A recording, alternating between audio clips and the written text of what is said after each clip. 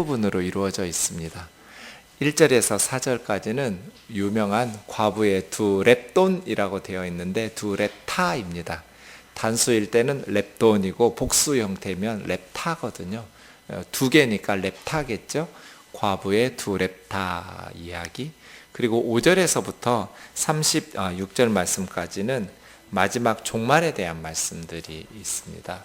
그리고 마지막 36절, 37절은 예수님의 공생의 일주일간의 사역을 요약해 놓고 있습니다. 오늘 말씀이 예루살렘에서의 사역 마지막 본문이고요. 다음 주부터 묵상할 22장 말씀이 이제 십자가 사건이 시작되는 구절이 본문입니다. 십자가와 부활이지요. 1절에서 4절 우리 같이 한번 읽어보겠습니다. 시작. 예수께서 눈을 들어 부자들이 헌금함에 헌금 넣는 것을 보시고 또 어떤 가난한 과부가 두 렙돈 넣는 것을 보시고 이르시되 내가 참으로 너희에게 말하노니 이 가난한 과부가 다른 모든 사람보다 많이 넣었도다. 저들은 그 풍족한 중에서 헌금을 넣었거니와 이 과부는 그 가난한 중에서 자기가 가지고 있는 생활비 전부를 넣었느니라 하시니라. 아멘.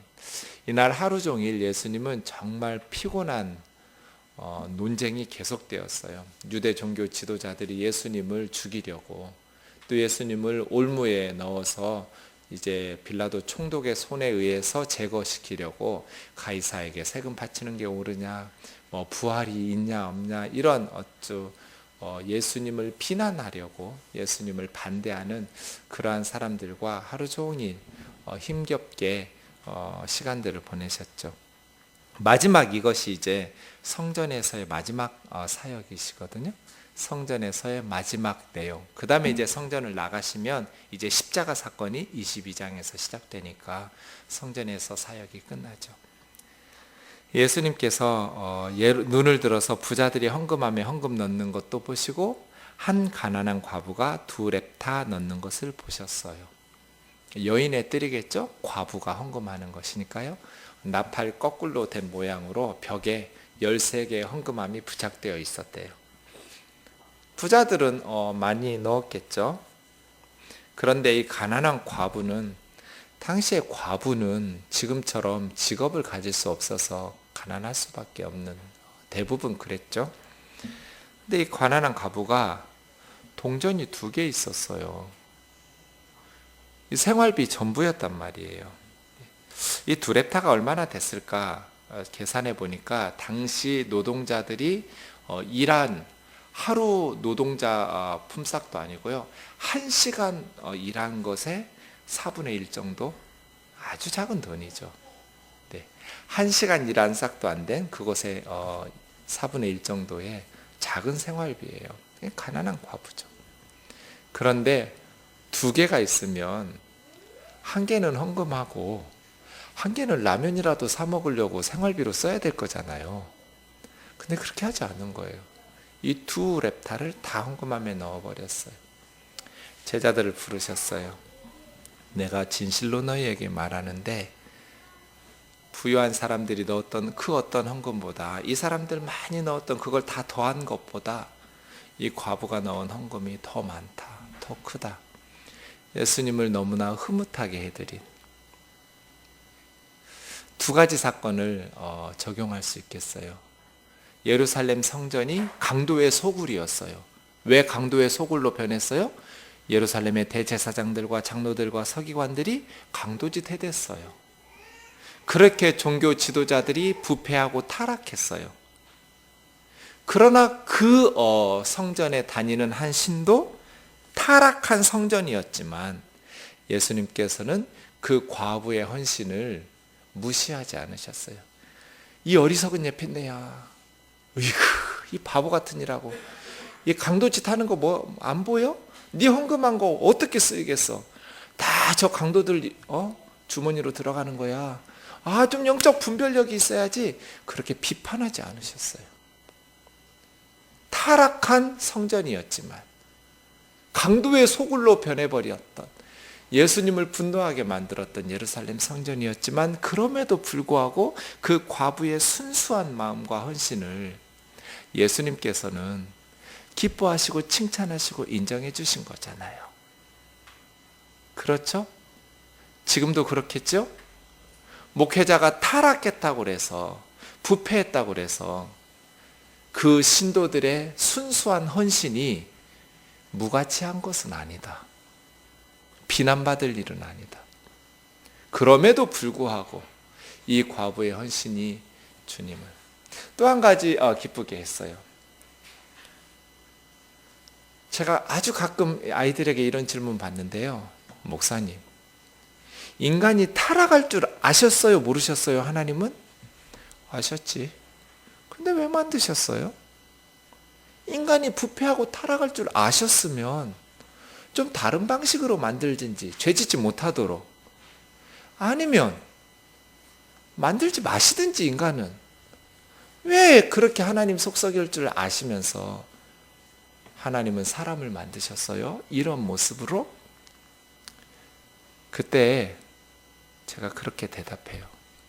이 세상 사람 모두가 다 타락해서 하나님 마음을 아프게 하고, 한 사람이라도 기계나 로봇처럼이 아니라 자유의지를 주신 그것을 가지고 기꺼이 자기 마음을 들여서 하나님을 기쁘시게 하는 한 사람이 이 지구 위에 산다면 하나님께서는 만드셨을 것 같다.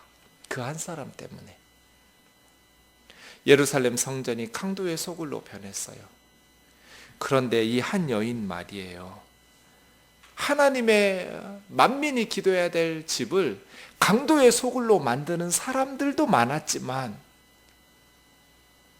뜨거운 가슴으로 두 렙타를 다 넣어버린 이런 사람도 있었기 때문에 하나님께서는 사람을 만드셨을 거야. 다시 만드신다고 그런 상황이 돼도 하나님께서 다시 만드셨을까? 다시 만드셨을 거야. 왜냐하면 이런 성도가 있기 때문에. 너는 어떤 크리스찬이 되고 싶으냐? 강도의 소굴로 만든 그 제사장들, 사람들은 존경하고 정말 위대하고 거룩하고 경건하다고 말하는 그러한 제사장, 강도가 되고 싶냐? 아니면 이 과부, 너무나 가난해서 두 렙타밖에 헌금할 수 없는 과부였지만 예수님의 마음을 너무나 흡족하게 하고 위로해드리고 예수님의 마음을 기쁘게 했던 그런 성도가 되고 싶냐? 너 어떤 크리스찬이 되고 싶냐? 지구에 사는 모든 사람들이 다 타락해서 하나님 마음을 상하게 해도 내가 쟤 때문에라도 사람 만들길 잘했지 하는 그런 크리스찬이 되자. 한국 교회가 다 부패하고 타락해도 하나의 교회만이라도, 뜨인들 교회는 절대 아니에요. 꿈도 꾸지 마세요. 하나의 교회만이라도 정말 하나님을 온전히 섬기고 바르게 기쁘시게 하는 교회가 있다면 하나님께서는 후회하지 않으실 것 같아요. 그 한 사람, 그 한 교회, 그 공동체 때문에. 그럴 것 같아요. 어떤 크리스찬이 될 것인가? 저는 이 과부의 말씀을 묵상할 때마다 그런 생각이 들어요. 네. 액수가 크고 작고가 중요한 게 아니죠. 이렇게 하면 하나님께서 나에게 이 지긋지긋한 가난에서 탈피하게 해주셨을 거야. 과부는 그런 기대 없었을 거예요. 우리식으로 하면 이 과부가 500원짜리 동전 2개 헌금하고 또 리어커 끌든지 아니면 카트 끌고 폐유지 주스러 다녀서 생활비 벌으러 다녔을 거예요. 갑자기 하늘에서 돈 떨어지지 않았을 거예요. 그럼에도 불구하고 하나님의 성전에서 자기 생활비 전부를 넣지 않고는 견딜 수 없는 그 마음 말이에요. 그 뜨거운 마음, 그것이 너무 귀하게 여겨져요. 저 같으면 분명히 꾸중했을 거예요. 뜨인돌 성도가 이렇게 헌금하면 불러다가 꾸중했을 거라고요. 그렇게 광신적으로 믿는 거 아니라고, 맹신적으로 믿는 거 아니라고, 좀 정신 차리고 믿으라고. 그런데 그런다면 제가 놓치는 게 뭐예요? 그 과부의 마음 말이에요. 그 마음, 그 뜨거운 마음. 그렇게 하지 않고는 견딜 수 없는 그 마음. 제가 신대원 입학했던 첫 해에 추수감사 헌금을 5,000원 했거든요. 그 전에 제가 대학 다닐 때는 얼마 했는지 기억도 안 나요.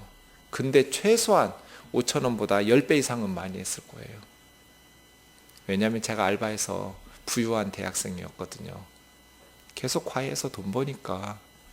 근데 신학대학원에 들어가니까 갑자기 극빈자가 되더라고요.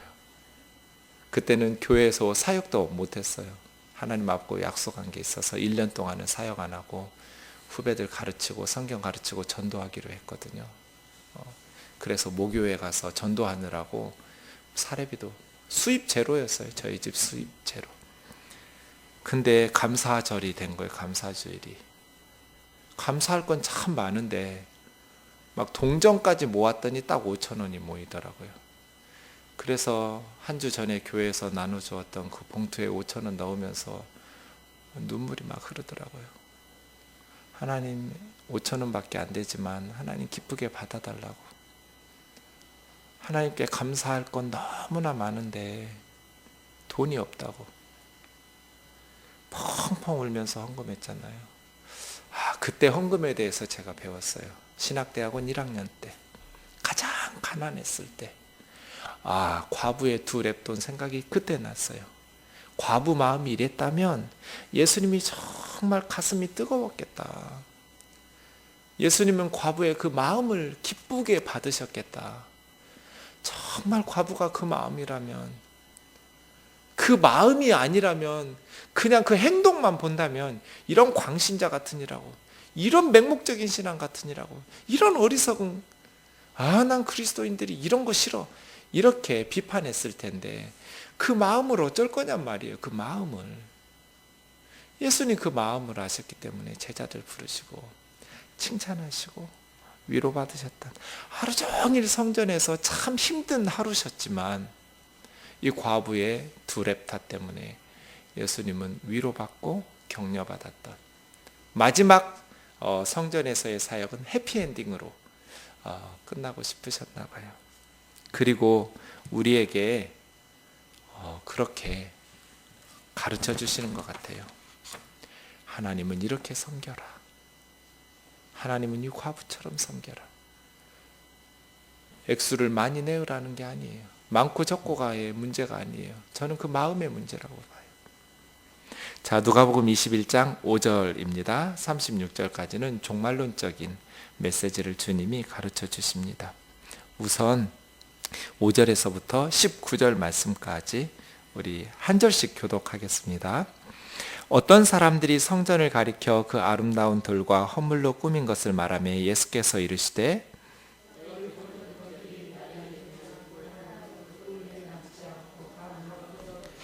그들이 물어 이르되 선생님이여 그러면 어느 때 이런 일이 있겠사오며 이런 일이 일어나려 할 때 무슨 징조가 있사오리이까?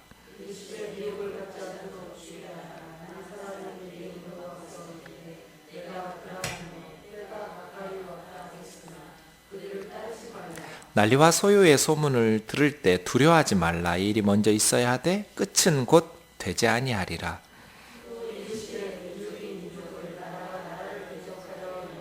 곳곳에 큰 지진과 기근과 전염병이 있겠고 또 무서운 일과 하늘로부터 큰 징조들이 있으리라.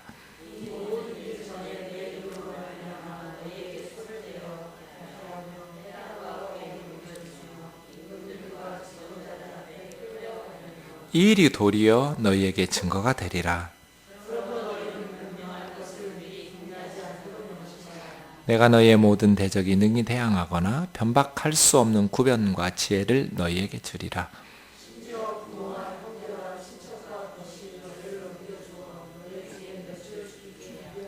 또 너희가 내 이름으로 말미암아 모든 사람에게 미움을 받을 것이나 너희 인내로 너희 영혼을 얻으리라. 아멘. 네. 이제 성전 사역이 끝나고 성전에서 나가시는데 어떤 사람들이 마가복음 13장 1절에 보면 제자였어요. 이렇게 말한 사람은 예수님의 제자 중 하나였는데 성전을 가리키면서 아름다운 돌과 허물로 꾸민 것을 말하며 성전에는 부속 건물들도 많았거든요. 아주 화려하고 아름답게. 헤롯 왕이 엄청난 돈을 기증해서 금으로 막 화려하게 하기도 하고요. 그렇게 지었어요. 제자 중 하나가 그 성전의 아름다운 돌로 또 헌물로 꾸며졌던 그 건물들을 칭찬하면서 말하니까 예수님께서 말씀하시는 거예요. 6절이죠. 너희 보이는 이것들이 너희들 눈에는 난공불락처럼 보이지만 날이 이르면 돌 하나도 돌 위에 남지 않고 다 무너질 거다. 외적인 신앙, 눈에 보이는 화려한 이러한 것들은 아무것도 아니야. 다 무너지게 될 거야. 강도의 소굴로 변해버렸잖아요. 그리고 무엇보다도 성전의 기능이 끝났어요. 이제 진짜 성전이신 예수 그리스도와 예수 그리스도를 따르고 믿는 자들로 새로운 성전이 지어질 것이니까요. 사역이 끝났으면 이어달리게 하는데 바통을 들고 자기 구간 열심히 달리고 구간 끝나서 다음 달릴 주자에게 넘겨주었는데 계속 열심히 막 뛰면 이상한 거잖아요. 자기 구간 끝났으면 비켜주는 거죠. 사명 다했으면. 성전 그런 거죠. 율법도 그런 거예요. 그러니 무너지는데 왕창 다 무너질 거예요. 돌 위에 돌 하나도 남기지 않고. 제자들이 얼마나 놀랬겠어요? 그래서 7절에 보면 질문이 두 가지예요. 첫 번째 질문이 뭐예요? 어느 때 이런 일이 일어납니까? 어느 때 저 예루살렘 성전이 무너집니까? 두 번째 질문은 뭐예요? 그때 무슨 징조가 있습니까? 어떤 사인들이 있습니까? 제자들의 질문이 두 가지. 예루살렘 성전 파괴가 언제 일어납니까? 어떤 증거들, 징조들이 있습니까? 그에 대해서 예수님은 먼저 세 가지로 대답하셨어요. 첫 번째, 미혹을 받지 않도록 주의하라. 미혹당하지 않도록 조심하라는 거예요. 그때 몰라서 그랬어요. 안 통해요. 우리가 죽어서 심판대 앞에 갔을 때 이단에 빠졌던 사람들이 진짜 재림 예수님인 줄 알았어요. 우리 교주가. 저 사람이 진짜 몰랐어요. 안 통해요. 미혹을 받지 않도록 조심하라. 어떤 거요? 많은 사람이 내 이름으로 와서 예수님 이름으로 와서 자기가 재림 예수라고 할 거라는 거예요. 많은 사람이 내 이름으로 와서 두 가지 말할 거예요. 내가 그다. 내가 재림 예수다. 두 번째는 때가 가까웠다. 그 때다. 재림의 때다. 내가 재림 예수다. 내가 그다. 때가 가까웠다.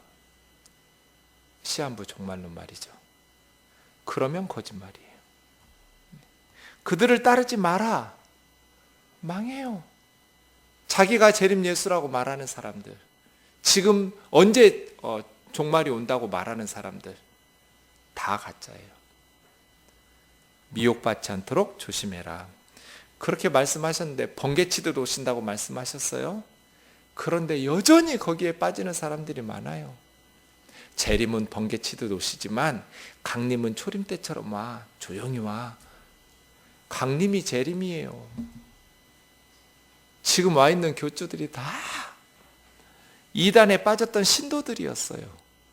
그러다가 개업해가지고 차린 이단들이에요. 신천진이 안상홍인이 다 이단의 평신도였어요. 박태선 밑에서, 통일교 문선명 밑에서. 그러다가 교주가 된 거예요. 그러면서 다른 데는 다 이단이라고 해요. 이단인데 왜 그 밑에서 있었어요? 몇십 년, 몇 년씩? 그렇게 거짓말로 하는데도, 너무너무 어리석은데도 다 미혹을 당해요. 너무나 많은 사람들이. 이것이 첫 번째 경고. 두 번째, 전쟁의 소문이나 난리에 대해서 두려워하지 마라. 9절이죠? 난리와 소요의 소문 들을 때 두려워하지 마라. 이런 일들이 먼저 있어야겠지만 끝이 아니다. 또 전쟁, 민족이 민족을, 나라가 나라를 대적하여 일어나고 큰 지진이나 기근이나 전염병, 그러니까 자연재해, 하늘의 천재지변, 이런 것들에 대해서 하늘로부터 징조, 별들 사이에 징조랄지 이러한 것들을 두려워하지 말라라는 거예요. 첫 번째는 속지 마라. 두 번째는 두려워하지 마라. 흔들리지 말고. 이런 일이 당연히 있을 것이다. 그 다음 세 번째 12절부터는 박해. 너희가 박해를 당할 것이다. 그러나 염려하지 말라는 거예요. 이 모든 일 전에 내 이름 때문에 너희가 박해를 받을 것이다. 그래서 회당과 감옥에 넘겨주며 임금들과 집권자들 앞에 끌려갈 것이다. 그러나 이것이 도리어 너희에게 증거가 되리라. 증거가 된다라는 말은 복음을 증거할 기회가 된다는 뜻이에요. 그래서 공동번역은 그때야말로 너희가 나의 복음을 증언할 때이다 이렇게 했어요. 이 예수님의 말씀을 정확히 실천한 사람이 있어요. 사도행전에 사도 바울이에요. 바울은 재판이 열릴 때마다 자기가 풀려나려고 변론하지 않고 예수 그리스도의 복음을 전해요. 그때야말로 복음을 증언할 기회다라고 삼은 것이죠. 바울처럼. 그러므로 변명할 것 미리 준비하지 않아도 된다. 변론을 미리 준비할 필요가 없어요. 왜냐하면 하나님께서 능히 변명할 수 있는 말과 지혜를 주실 거예요. 부모와 형제, 친척, 친구들이 너희를 미워하고 박해하고 그렇게 순교하도록 넘겨주고 순교하는 데 가담할 것이다. 가족들이 너희를 박해하기 시작할 것이다. 증오하고 미워할 것이다. 염려하지 마라. 내 이름으로 말미암아 모든 사람에게 미움을 받을 것이나 예수님을 미워해서 십자가에 죽인 이 세상은 예수님을 따르고 믿는 사람들도 미워하고 증오할 거예요. 그러나 두려워하지 마라. 머리털 하나도 상하지 않을 것이다. 성도들을 하나님의 손에서 머리털 하나도 뺏어갈 사람이 없을 것이다. 다시 다 천국에서 부활할 것이다예요. 머리털 하나도 빼앗기지 않고 다 하나님 앞에서 다시 살아날 것이다. 너희의 인내로 영혼을 얻으리라. 최후 순간까지 인내하면서 믿음을 지켜라. 그래서 영혼을 얻게 될 것이다. 박해를 견뎌내야 된다. 예수님을 증오했듯이 예수님을 따르는 너희를 증오할 것이다. 세상이 죽일 것이다. 그러나 인내로서 믿음을 지켜라. 그래야 너희 영혼이 구원을 얻을 것이다. 그 다음 이제 20절부터 24절은 예루살렘의 멸망이고요. 25절부터 28절은 마지막 종말 때 상황이에요. 같이 한 절씩 교독하겠습니다. 너희가 예루살렘이 군대들에게 에워싸이는 것을 보거든 그 멸망이 가까운 줄을 알라.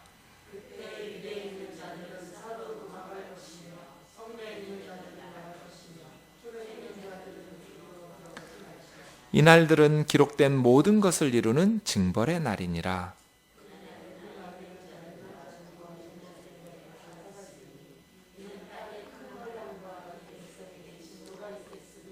그들이 칼날에 죽임을 당하며 모든 이방에 사로잡혀 가겠고 예루살렘은 이방인의 때가 차기까지 이방인들에게 밟히리라.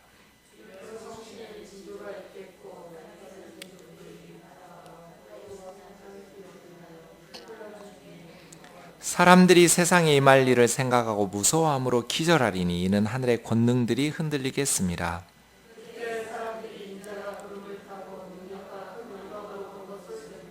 이런 일이 되기를 시작하거든 일어나 머리를 들라.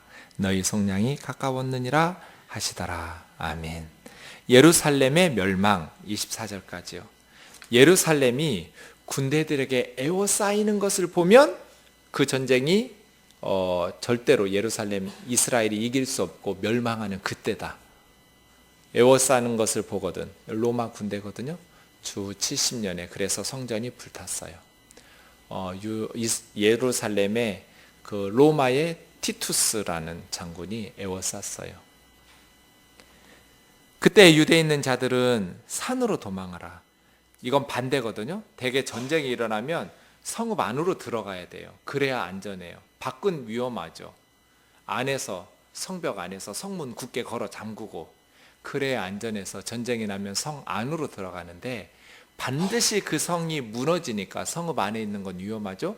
도리어 산으로 도망해라는 것이죠. 그래서 트랜스 요르단이라고 요단강 건너편 동쪽으로 실제로 크리스찬들이 다 도망갔어요. 66년, 67년 이때 말이에요. 로마와의 전쟁이 시작했을 때 펠라라는 지역이거든요.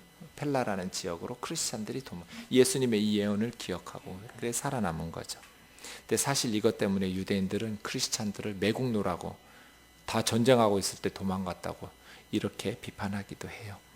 어쨌든 촌에 있는 자들은 예루살렘 그리로 들어가지 말고 기록된 모든 것이 성취되는 징벌의 날일 것이다. 하나님께서 공의로 예루살렘의 죄악을 심판하시는 징벌의 날이다.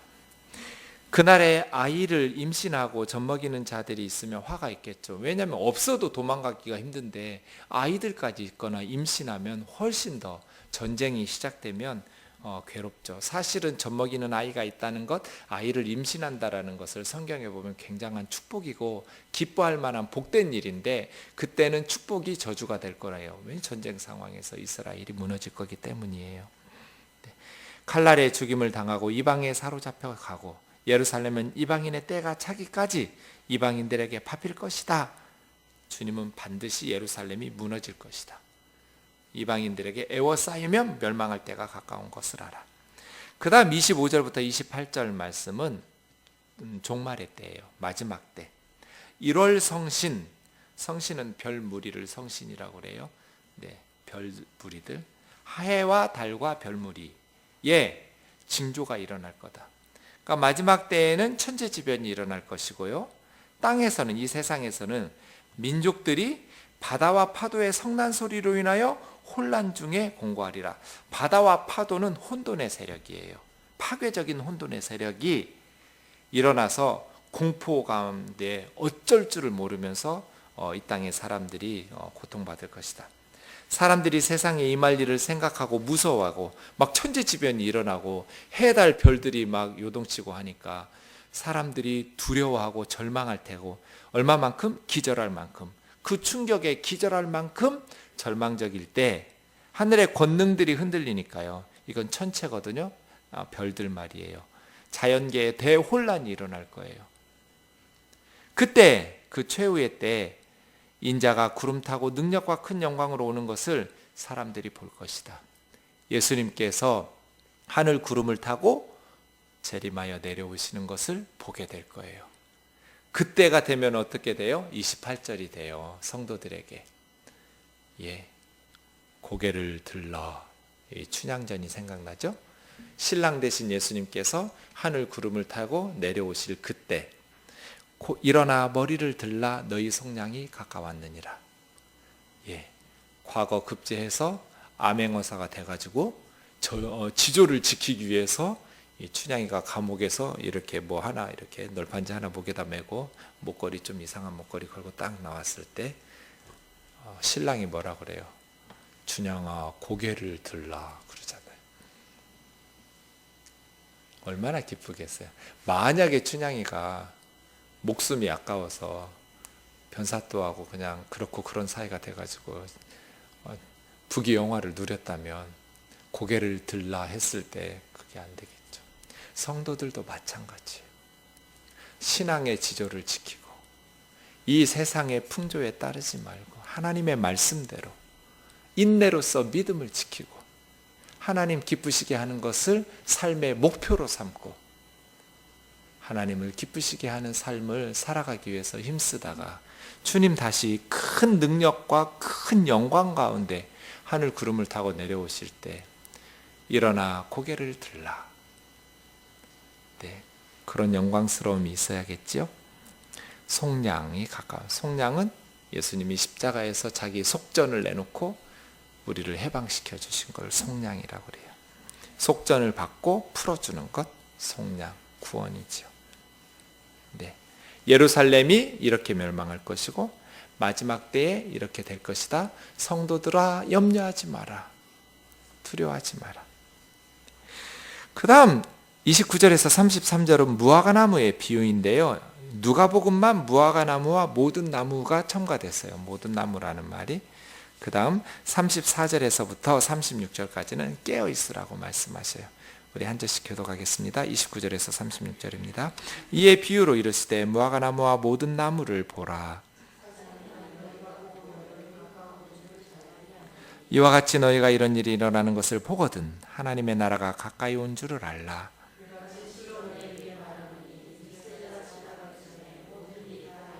천지는 없어지겠으나 내 말은 없어지지 아니하리라.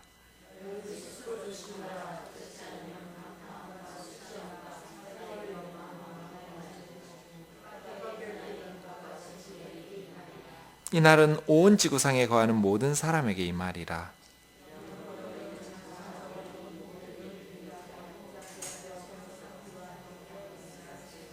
네, 아멘.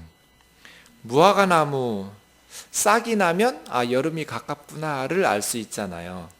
그러니까 예수님께서 말씀하신 예언된 사건들이 일어나기 시작하면 가까웠다, 이렇게 알라라는 거예요.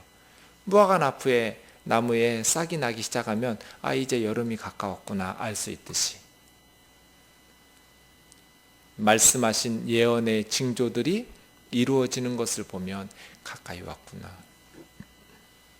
지금은 정말 가까이 온 것 같아요. 모든 민족에게 복음이 전파돼야 되는데 급속도로 복음이 전파되고 있거든요. 교통이 발달하고 모든 정보들이 소통되면서 선교 단체들마다 전략적으로 선교사들을 파송해서 모든 민족에게 복음이 전파되고 있어요. 또 인터넷을 통해서 급속도로 복음이 전파되고 있어요. 가면 갈수록 빨라질 것 같아요. 주님이 말씀하신 예언들이 지금 무화과 나무에 잎사귀가 나기 시작하는 것 같아요. 가까운 줄을 알라. 그때와 그 시는 언제인지 아무도 알 수 없지만 항상 깨어 있어야겠죠? 네. 천지는 없어지겠으나 내 말은 없어지지 않고 반드시 성취될 것이다. 하나님의 나라가 성취될 것이다. 완성될 것이다. 이 세대가 지나가기 전에 이 모든 일이 다 이루어질 것이다. 이 세대는 유대인들에게는 한 세대만을 말하는 게 아니에요. 수세기를 포함한 이 세상, 현세 말이에요. 내세 말고. 그러면 어떻게 해야 될까요? 34절부터예요. 너희는 스스로 조심해라. 그러면 종말에 대해서 성도들은 어떻게 살아야 되는가? 깨어 있어라. 준비하고 있어라. 그렇지 않으면, 조심하지 않으면 방탕함과 술 취함, 생활의 염려, 두 가지예요. 방탕함이라는 단어는요, 머리를 이리저리 흔드는 걸 방탕함이라고 그러거든요. 그래서 사실은 흥청망청 마셔대고 막 이렇게 흔들면서 쾌락에 빠져 사는 것, 방탕함. 술 취함은 술 취하는 것. 그러니까 쾌락이에요. 방탕함과 술 취함은. 그리고 또 한 가지는 생활의 염려. 원문에 보면 복수 형태예요. 염려는 하나만 있는 게 아니에요. 생활의 염려들 때문에 결과가 뭐예요? 마음이 둔하여지고. 둔하여졌다라는 것은 마음이 악해졌다는 뜻이 아니에요. 딱딱해졌다는 뜻이에요. 굳어졌다는 뜻이에요. 감각이 없어졌다는 뜻이에요. 왜 딱딱한 살은 감각이 없잖아요. 마음이 그러면 안 된다는 거예요. 예민해야지. 민감하게 깨어 있어야지. 근데 두 가지 때문에 결과적으로 마음이 딱딱해져요. 하나는 방탕함과 술 취함. 하나는 생활의 염려. 이 생활의 염려 때문에 완전히 주님의 재림이나 하나님의 나라와 주님의 말씀에 대해서는 잊어버리고 둔감해져 버리고 이 생활의 염려를 해결하느라고 이 세상에 매여 사는 거예요. 세상 걱정하느라고. 생활의 염려들 때문에 너무나 현실의 문제에 집중한 나머지 영적으로 마음이 그냥 무뎌져 버렸어요. 그래서 재림의 그날이 덫과 같이 와버렸어요. 깨어 준비하고 있어야 되는데 마음이 둔하게 그냥 세상 속에 푹 살다 보니 재림의 그날, 주님이 오는 날이 덫이 돼 버렸어요. 기름을 준비하지 못했고 슬기롭지 못한 다섯 처녀와 같이 말이에요. 두 가지를 주의하셔야 돼요. 첫 번째는 방탕함과 술 취함. 이 세상에 빠져 사는 것, 쾌락에. 두 번째는 생활의 염려들.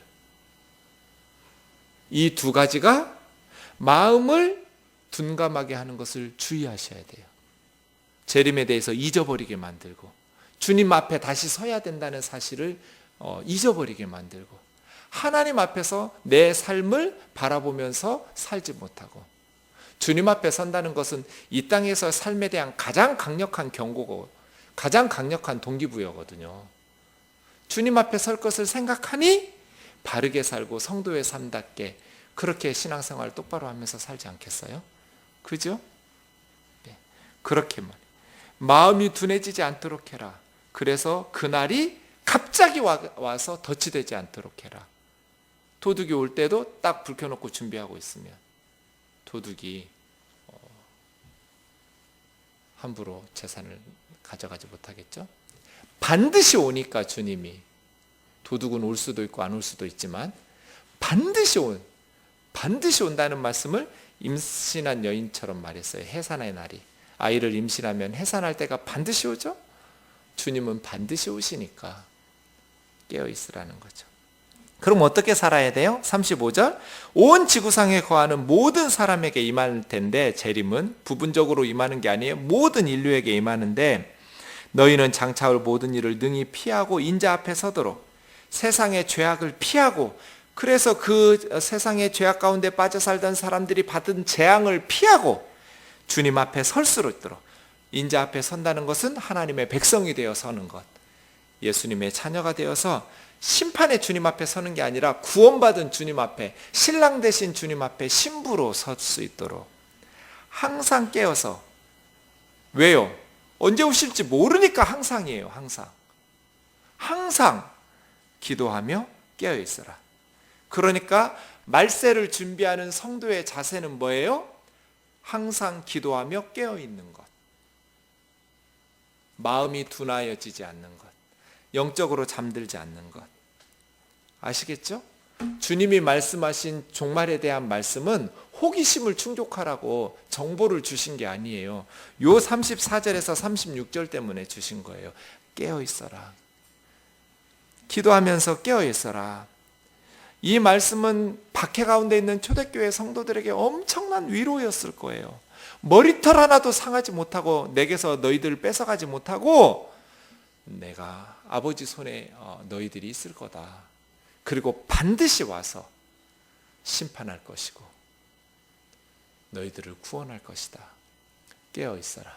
술 취함과 방탕함에 또 생활의 염려들 때문에 마음이 둔해지지 않도록 조심해라. 항상 깨어 기도하는 삶을 살아라. 네. 기도하면서 하나님께 집중해야 돼요. 기도하면서 세상 걱정에 집중하는 사람들이 있어요. 그거 말고요. 기도 가운데 깨어서 하나님께 집중해라. 이것이 말세를 사는 성도의 삶의 모습이에요.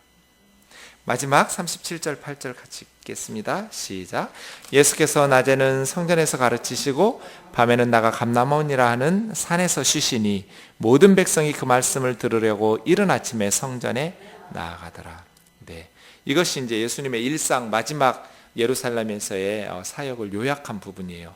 낮에는 성전에 가서 가르치셨고 밤에는 감람원이라고 하는 감람산 올리브 마운틴 성전 동쪽에 있었어요. 거기서 쉬셨어요. 야영을 하셨다는 말씀인지 아니면 그 감람산 기슭에 마을들이 있어서 그 마을들에서 주무셨단 말인지 정확하지는 않아요. 어쨌든 쉬셨다라는 이 단어 자체는 노숙하셨다라는 단어거든요. 그러니까 남에게 신세를 안 지시고 그냥 거기서 주무셨을 겟세마네 동산 같은 데서 그럴 수도 있겠어요. 예수님은 마지막 순간까지 뭐 하셨어요? 성전에서 가르치셨어요. 자기를 죽이려고 하는 죽음의 위협에도 불구하고 주님은 날마다 가르치셨어요. 그런데 38절 모든 백성이 유월절 맞으려고 수많은 인파들이 모였거든요. 예루살렘 성전으로. 이른 아침부터 말씀 들으려고 나왔다는 거예요. 아침 일찍부터. 참 이 장면 은혜로워요. 그죠? 네.